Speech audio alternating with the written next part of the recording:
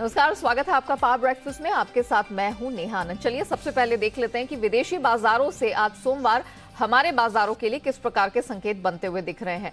तो अगर SGX Nifty से शुरुआत की जाए तो यहां पर कुछ ढुलमुल शुरुआत होती हुई दिखी है। तकरीबन 70-73 अंकों की कमजोरी दिख रही है 18,200 के आसपास। हालांकि एसजीएक्स निफ्टी ने अपने आप को संभाले रखा है। वहीं अगर अमेरिकी बाजारों की बात की जाए तो बीते सत्र हमने कुछ मिले जुले से मिक्स बैग संकेत आते हुए देखे हैं।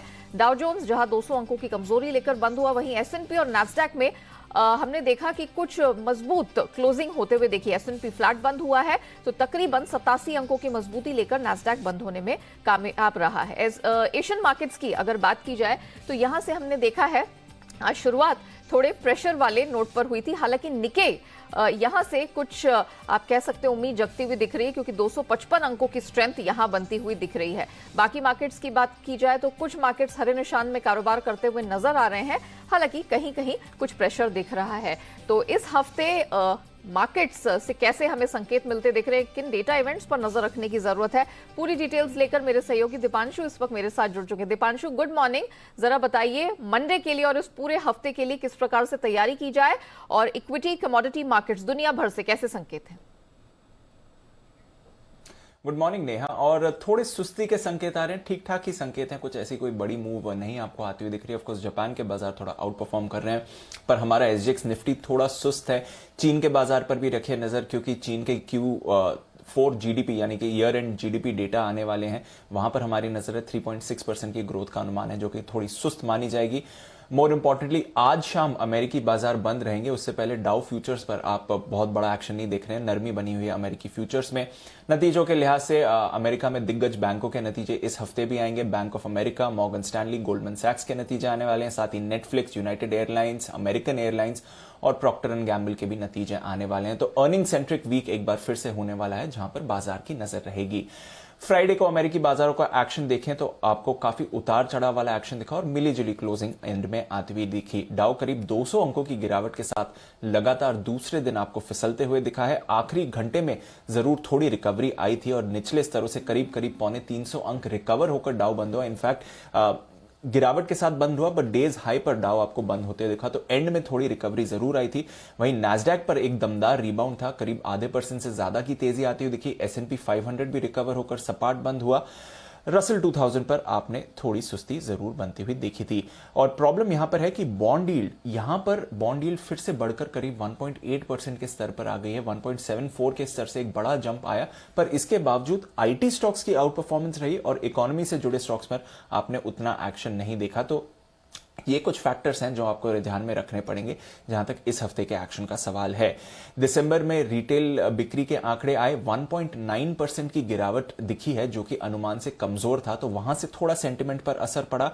इसके साथ ही जो बैंक्स की अर्निंग्स आई थी वहां से थोड़ी निराशा आपको आती दिखी। तो जेपी मॉर्गन नतीजे तो ठीक ठाक थे, पर इन्होंने प्रॉफिट वार्निंग दी, जिसकी वजह से बाजार का मूड बिगड़ा। सिटी ग्रुप और वेल्स फार्गो की वजह से भी बाजार के मूड में ज्यादा सुधार नहीं आते हुए दिखा। एनर्जी और ट्रैवल, ये दो सेक्टर्स थे जहां पर आपको आउट परफॉर्मेंस पिछले कुछ दिनों से आती हुई दिख रही है, और फ्राइडे को भी यही सेशन था। यूरोप की बात करें तो करीब 1% की गिरावट यूरोप पर दिखी, पर इससे बड़ा तेजी का एक्शन आपने कच्चे तेल पर देखा। $86 के ऊपर ब्रेंट कायम है। इनफैक्ट फ्राइडे के दिन भी एक बड़ा उछाल दिखा और पिछले हफ्ते 6% की तेजी हमने कच्चे तेल में आती हुई देखी। तो वहां पर जबरदस्त एक्शन बनते हुए दिख रहा है और यहीं पर रखनी पड़ेगी नजर, क्योंकि कुछ और रिपोर्ट्स कह रही हैं कि यहां से भी दाम थोड़े ऊपर जा सकते हैं। सोना सुस्त है, डॉलर स्टेबल है, तो ओवरऑल थोड़े सुस्त आप कहेंगे ग्लोबल संकेत आ रहे हैं। डेटा के लिहाज से आज इंपॉर्टेंट दिन है और अर्निंग्स का फोकस जरूर ग्लोबल मार्केट्स और इंडियन मार्केट्स में बना रहेगा। शुक्रिया दीपांशु हमारे साथ जुड़ने के लिए, बताने के लिए कि ग्लोबल मार्केट्स आज हमारे बाजारों के लिए किस प्रकार के संकेत दे रहे हैं। चलिए इससे पहले कि हम आगे बढ़े, देख लेते हैं कि शुक्रवार को बीते हफ्ते संस्थागत निवेशकों की तरफ से किस तरह का प्रदर्शन देखने को मिला। एफआईआईज की बात करें तो इनकी तरफ से हमने बिकवाली बनते हुए देखी है 1598 करोड़ की।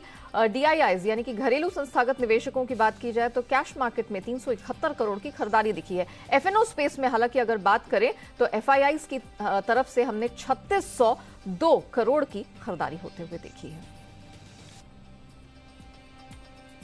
चलिए, तो जिस तरह के सुस्त संकेत ग्लोबल मार्केट से मिल रहे हैं, ऐसे में मंडे मॉर्निंग हमारे मार्केट्स किस प्रकार से खोल सकते हैं और ट्रेडिंग की रणनीति क्या हो, इस पर बात करने के लिए जी बिजनेस के मैनेजिंग एडिटर अनिल सिंघवी हमारे साथ जुड़ चुके हैं।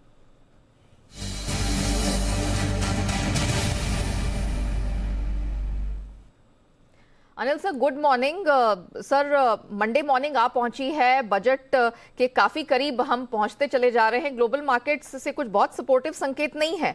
हमारे मार्केट्स में सर कैसी रेंज हो सकती है आज? हाँ, गुड मॉर्निंग नेहा। थोड़ा दबाव दिखेगा आज 2 वजह से। एक, अमेरिकी बाजारों में मिला जुला कारोबार रहा है। हालांकि कमजोरी भली दिख रही, लेकिन वो सिर्फ डाउ में। नैस्डैक के हरे निशान में बंद हुए हैं। डाउ भी दिन की ऊंचाइयों पर जाकर बंद हुआ है, लेकिन रहा लाल निशान में। तो हल्का फुल्का सा वहां पर न्यूट्रल सेल का नेगेटिव संकेत है। लेकिन उसके अलावा जो संकेत एफआई की तरफ से वो थोड़े से नेगेटिव साइड पर है, क्योंकि कैश मार्केट और वायदा कारोबार दोनों में बिकवाली के आंकड़े एफआई की तरफ से आते हुए दिखे। तो थोड़ा सा ऊपर के स्तरों पर बाजार में दबाव रहेगा। तो अब बढ़िया और नई तेजी तब बनेगी जब निफ्टी 17,300 के पार निकलकर टिके। क्लोजिंग बेसिस पर चूंकि हम 3 दिनों से 17,250, माफ कीजिएगा, 18,300 के पार निकलकर टिके, तब फ्रेश और नई तेजी बनेगी। क्लोजिंग बेसिस पर 18,200 को हम लगातार होल्ड कर रहे हैं, तो टेक्निकली हम स्ट्रॉन्ग है। और इस लिहाज से अगर आज एक गैप डाउन ओपनिंग होती है, हम काफी कमजोरी के साथ अगर खुलते हैं, तो 18,125, 18,175 ये वो रेंज है जहां पर आपके लिए मौका बनेगा खरीदारी करने का। ऊपरी स्तरों पर 18,300, 18,275, 18,350 वो रेंज होगी जहां पर आपको प्रॉफिट बुकिंग आते हुए नजर आएगी। इस रेंज पर आपको नजर रखेंगे। बैंक निफ्टी का जहां तक सवाल है, 38,000 के आसपास सपोर्ट है। ऐसे में 37,925, 38,025 आपके लिए सपोर्ट का काम करेगा। और ऊपरी स्तरों पर लगातार 38,708 के आसपास आकर बैंक निफ्टी में भी प्रॉफिट बुकिंग आती दिख रही है। ऐसे में 38,725, 38,850 ये वो रेंज है जहां पर बैंक निफ्टी में आपको प्रॉफिट बुकिंग करनी चाहिए।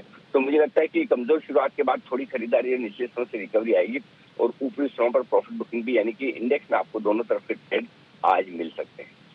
शुक्रिया आपका हमारे साथ जुड़ने के लिए और मंडे मॉर्निंग की और मंडे पूरे ट्रेडिंग सेशन की दिशा हमारे दर्शकों को देने के लिए। मैं हमारे दर्शकों की सहूलियत के लिए रिपीट कर देती हूं। कमजोर शुरुआत के बाद मार्केट में कुछ स्ट्रेंथ दिखेगी, आगे जाके मुनाफा वसूली हावी हो सकती है। आपके लिए जो प्लेइंग रेंज होगी निफ्टी में 18,125, 175 सपोर्ट साइड, अपसाइड में 18,275 से 350। वहीं बैंक निफ्टी में 37,925 से 38,025 ये आपकी सपोर्ट रेंज होगी, और अपसाइड में 38,725, 38,850 ये एक रेजिस्टेंस रेंज साबित होगी। ब्रॉडर मार्केट्स में कैसा मूड मिजाज रहेगा ये तो हमने आपको बता दिया, लेकिन किन स्टॉक्स पर नजर रखने की जरूरत है, कहां पर एक्शन दिखेगा खबरों के दम पर, पूरी फेरिस्त लेकर मेरे सहयोगी वरुण दुबे जुड़ चुके हैं। वरुण, नतीजों का सीजन फुल स्विंग में है, बताइए किन कंपनियों के नतीजे आने वाले हैं और किन स्टॉक्स में आज फोकस करके चलना चाहिए, क्या खबरें हैं? Okay, good morning Neha. तो सबसे पहले जैसे कि आपने कहा कि किन कंपनियों के नतीजे आएंगे, तो आज निफ्टी में अल्ट्राटेक सीमेंट के नतीजे आएंगे, तो सीमेंट स्पेस जो है वो आपके रडार पे रहना चाहिए। इसके अलावा कैश में काफी सारी लंबी लिस्ट है। Angel one, Bansal engineering, Sonata software, Tata steel long products, तो ये तमाम वो कंपनीज है जहाँ पे आपकी खास नजर होनी चाहिए। एंकर लॉकिंग खत्म हो रहा है सीई इंफोसिस्टम का और मेट्रो ब्रांड्स का। सीई इंफोसिस्टम में एंकर बुक जो है 330 करोड़ की थी, मेट्रो ब्रांड्स में 410 करोड़ की थी। नजाराटेक प्रेफरेंशियल शेयर जारी करने पे आज बोर्ड की बैठक है। सोम डिस्टिलरीज 17 जनवरी यानी कि आज से 31 जनवरी के बीच इस कंपनी का जो राइट इशू है वो खुला रहेगा। इशू प्राइस जो है 35 रुपए प्रति शेयर का है। हिंदुजा ग्लोबल जो 150 रुपए प्रति शेयर का डिविडेंड का ऐलान इन्होंने किया था, अंतरिम डिविडेंड का, उसकी आज एक्स डेट है। इन्फोएज 8 रुपए प्रति शेयर के अंतरिम डिविडेंड की एक्स डेट है। और मोदी जी आज वर्ल्ड इकोनॉमिक फोरम में state of the world special address करने वाले हैं, तो वहां पे भी आपकी नजर होनी चाहिए। डावोस में ये हो रहा है। इसके अलावा कुछ नतीजे जो आए जिसमें एचडीएफसी बैंक था जो कि मोस्टली इनलाइन था। पैट जो है वो हायर था क्योंकि अदर इनकम जो है उसमें अच्छी खासी बढ़ोतरी देखने मिली। प्रोविजनिंग जो है वो कम हुई है। एनआईए करीब 13% बढ़ा है, मुनाफा 18% बढ़ा है। प्रोविजनिंग जो है करीब 12.3% के आसपास गिरी है। ग्रॉस एनपीएस में सुधार हुआ है, 1.35 से गिर के 1.26 के आसपास आया है। नेट इंटरेस्ट मार्जिन 4.1% के आसपास आए हैं। माफ कीजिएगा। एचसीएल टेक नंबर्स अच्छे हैं, यहाँ पे रेवेन्यूज 8.1% बढ़े हैं, डॉलर रेवेन्यू 6.7% बढ़ा है। मार्जिन फ्लैट रहे हैं, हालांकि यह बढ़ोतरी का अनुमान था लेकिन 19.1% पे ये फ्लैट रहे हैं। मुनाफा जो है 5.6% बढ़ा है। कांस्टेंट करेंसी ग्रोथ जो है 7.6% पे रही है, पिछले 12 साल में सबसे हाईएस्ट लेवल पे है।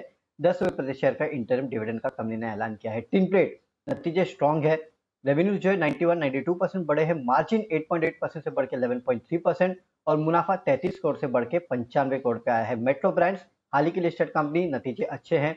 रेवेन्यू करीब 60% बढ़े हैं, मार्जिन में बढ़ोतरी है 32.3% से बढ़ के 34.7%। मुनाफा जो है 57% बढ़ा है। इसके अलावा भारत के लिए फुटवेयर ब्रांड फिर फ्लॉप के साथ इन्होंने स्ट्रेटेजिक पार्टनरशिप जो है वो कर ली है, ये अपडेट इन्होंने दिया है। आज पूरा ही ऑटो स्पेस और ऑटो एंसिलरी यहाँ आपकी खास नजर होनी चाहिए क्योंकि काफी सारी खबरें हैं। सबसे पहले हमने जो आपको एक्सक्लूसिव खबर बताई थी कुछ दिनों पहले 6 एयरबैग्स को लेके, उस पर मोहर लगी है क्योंकि सड़क परिवहन मंत्री ने, इस मंत्रालय ने इसका जो नोटिफिकेशन है वो जारी किया है। गाड़ियों में 6 एयरबैग अनिवार्य करने के लिए जो ड्राफ्ट है उसको जारी कर दिया। याद रखिए कुछ दिनों पहले हमने आपको ये खबर बताई थी। तो रानी मद्रास, मिंडा इंडस्ट्रीज, बॉश जैसे काउंटर जो है वहां पे नजर रखिएगा। इसके अलावा M&M, अमारा राजा, एक्साइड, तमाम वो कंपनी है जहां पे नजर रखनी है क्योंकि advance chemistry cell battery storage के PLI स्कीम के लिए 130 गीगावाट के आसपास की जो 10 बिड्स है वो मिली है और इन कंपनीज ने बिडिंग की है। इसके अलावा ऑटो कंपनीज पे इसके लिए भी नजर होनी चाहिए क्योंकि सरकार ने EV चार्जिंग इंफ्रा के लिए नई गाइडलाइंस जो है वो जारी कर दी है। तो बेसिकली घर और ऑफिस में भी आप चार्जिंग कर सकेंगे और जो रेट्स होंगे वो ऑलमोस्ट आप जो बिजली के रेट्स घर पे देते हैं उसके आसपास होंगे। इसके लिए auto companies, EV specific stocks और पावर कंपनीज पे नजर रखेगा।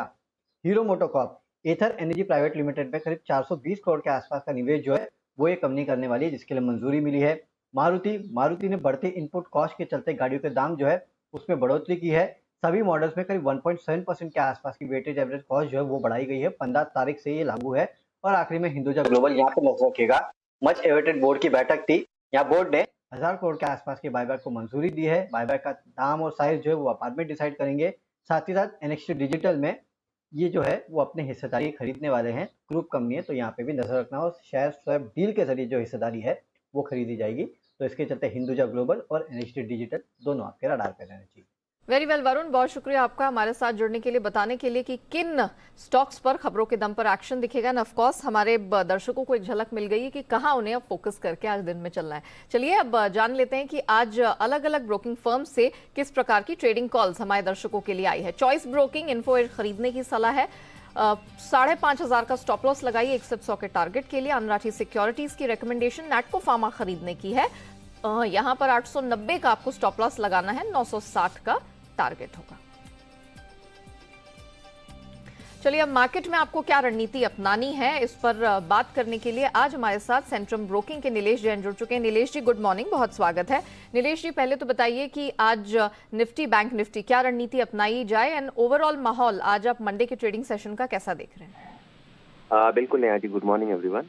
देखिए बाजार में जिस हिसाब से मोमेंटम बना हुआ है, लगातार हम निचले स्तरों से बाइंग आते हुए देख रहे हैं और एक तरफा मूव हम जो देख रहे हैं वो यहाँ से कंटिन्यू रहना चाहिए। एक प्री बजट रैली है जो और भी मोमेंटम में है और यहाँ से हमारा ये मानना है कि 18,400 से 18,500 तक का निफ्टी में लेवल हमें देखने को मिल सकता है। हो सकता है इसी सप्ताह देखने को मिले और जो सपोर्ट है वो लगातार हायर साइड में शिफ्ट होता हुआ नजर आ रहा है। अब जो सपोर्ट शिफ्ट हो चुका है वो है 18,100 पे, तो 18,100 से 18,500 ये एक ट्रेडिंग रेंज हो सकती है।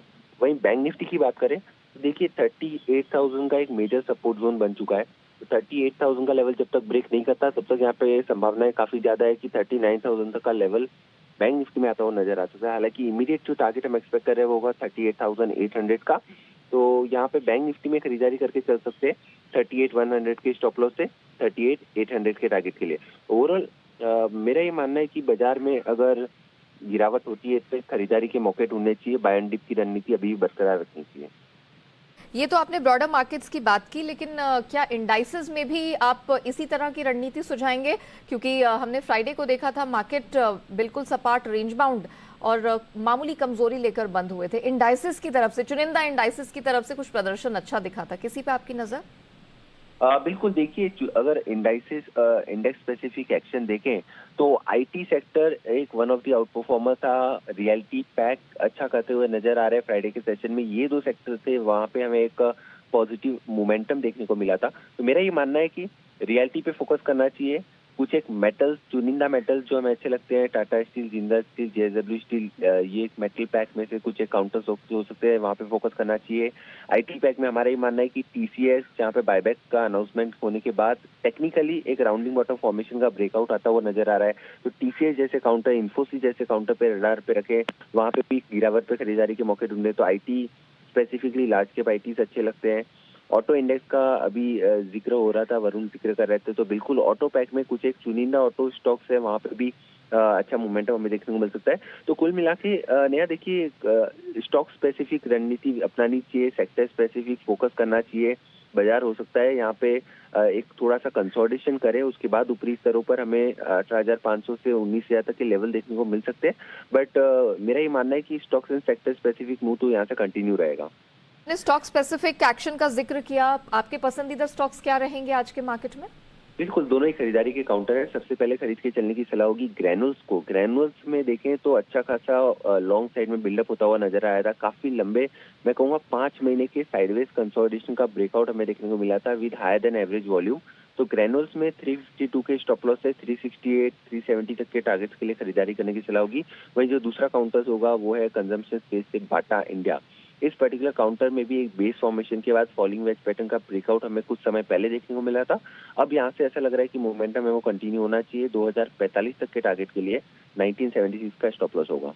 वेरी वेल नीलेश जी, बहुत शुक्रिया आपका हमारे साथ जुड़ने के लिए, बताने के लिए कि आज ब्रॉडर मार्केट्स में ही नहीं इंडाइसेस और स्टॉक स्पेसिफिक एक्शन भी कौन सा फॉलो करके हमारे दर्शक आज अच्छा मुनाफा कमा सकते हैं। वक्त हुआ है कमोडिटी बाजार की रणनीति समझने का और मोतीलाल ओसवाल के कमोडिटीज के अमित सजेजा इस वक्त हमारे साथ जुड़ चुके हैं। Amit, good morning.